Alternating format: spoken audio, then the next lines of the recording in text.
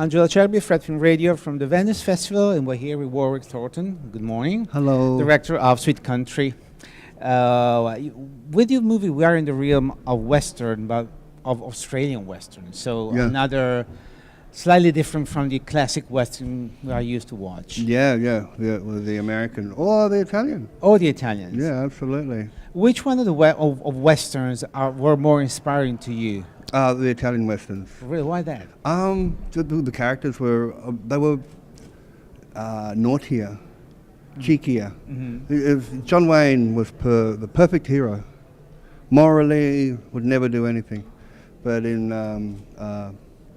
Sergio, I've forgotten his name, the director of the Trinity series. Cabucci. They were naughty, they were dirty, they were real. I grew up in Alice Springs in the desert. You know what I mean? I grew up with those characters, who sometimes will steal the apple from the baby. You know what I mean? But because they're hungry. Actually, the characters in your film, there is no only good one or only bad one. Yeah. Each one of them has different shades, slightly darker, slightly lighter, but every different shades of humanity, as you say. And it has to be, hey, you know what I mean? We understand that there is that certain side of cinema where everything is tent-poled, and we have the good and we have the bad and we have a wall in between. But life's not like that. I am good, I am bad. I have bad times. I'm sometimes a bad person, sometimes a good person. I won't tell you when, but it's truthful for me. And that's, even in the darkest human, there is good. There is a light that burns, that it's beautiful, and we have to recognize that. So I think, character development, even if a person only ever shows the bad side of them, somewhere inside their audience should really recognize something beautiful or something good. A hope. Even for the worst people in the world, there is hope. I understand. What inspired you to tell us this story specifically? Because the story of this Aboriginal man, Sam, and all the struggles he has to go through. Yeah. Well, loving Westerns. I didn't write this film. A friend of mine, Stephen McGregor, wrote it. And it's the first time I've directed a film that I haven't written. And that was a bit scary. Was it? It was, because when you read the script and it's written by someone else, you go, how am I going to do that? How am I going to do that? I can't, you know what I mean? It's like you're trying to, logistically trying to. Yeah. But then you realize, they wrote it, they gave it to me, I can change it. You did change a lot? No, little bits, the hard bits. I changed the hard bits in the movie to make them easier. But it was, but the reason why to do the film is because I come from the desert. I make movies. It's a new form of indigenous storytelling. And I thought this is my past, my family's past, just as much as anybody else's. So it's important for me to something similar to what happens to Sam happened to somebody in your family or that you knew. Yeah, Well, I'm Aboriginal from Central Australia, and all our land was taken by the pastoralists, the Empire. The British took all our land, and then they made all my family work for free, as slave labour, just for rations. Which was really strange to us to watch because we didn't know about that. I actually personally didn't know. No, they couldn't buy us, but they could make us work for free. Which was even better for them, because it was cheaper. Yeah, totally. They didn't have to pay for us, Exactly. But we still had to work for free. It was even meaner. Yeah, absolutely.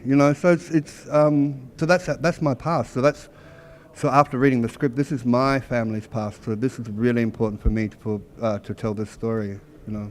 There are two aspects of your directing that were intriguing to me in your films.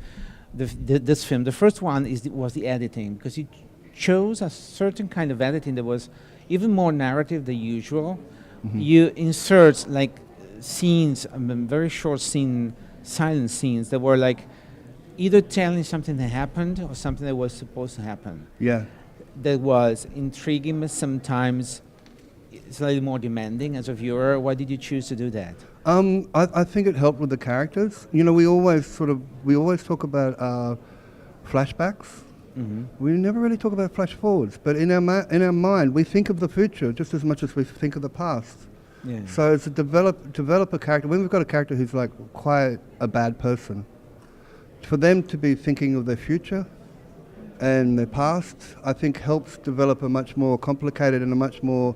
That's where, like with a Fletcher or a Kennedy, the characters, when they look to their future, there's sort of, you're looking at something of their soul that's that little light in front of them. You know, when we flash forward to the ladies. Yeah. You know, when he's in the you know, that kind of idea. It helps develop a much more dynamic character rather than the bad guy. Yeah. You know, I understand. and if we're going to go backwards, we should go forwards because our brains think. But weren't you afraid of spoiling something to the audience No, with well, the forward one? I understood that there could be a problem, and so I recognized it. But what I did was I made sure that even though there is in the film near the beginning, there's sequences from the end of the film, but I made sure that they actually asked questions, not gave answers. They just created more questions. They create more interest and more curiosity. In curiosity to keep you enticed into the film. I understand. Yeah. And the other aspect that was weird was there was no music at all. Not one single sound. When I read the script, it was one of those instant sort of. I said I don't want a score in this film. Because I wanted to hear the country, because the country is the character, it's got a soul in the film. And, you know, I love scores, I love music, and I love composers, and the next film might have it in it, but this film specifically, no. Because there was a much harder truth to the film, and I felt that if I were to put some opera, some cellos and some violins, I would lose the truth of the country and the audience being in... the audience being in the moment, in that scene. As soon as I put music in, I think you fall away. And sometimes music for me is very dangerous because you're trying to tell the audience how to feel emotionally, sad, happy, you know. And I think that's very dangerous. And audiences are much smarter than that. And if you've done your job well enough as a director, you don't need music. You need to be manipulative. Yeah, you don't need to be manipulative. You should do it smarter ways as a director. So I had all those choices, and I like, even if I had $100 million, I always like to create problems for myself as a director. You know what I mean? Because problems create creativity. If you don't have much money, you do things much more creative. You know what I mean? So I like that kind of idea of movie making. So okay, no music in this film, so I've got a big problem. I have to work a lot more with the sound, with the atmospheres. I have to think about what the atmospheres are, motively, not using them as the score, but you know, all of that stuff has to be. I have to take into place before I make the film, and that excites me in a way. Problems excite. Yeah. Well, you were excited well enough for this movie because the film is perfect to me. Thank you. It was a great film. Thank you very much, Warwick Thornton, the director of Sweet Country. I'm Angela Cherby for Fred Film Radio, the Festival Insider.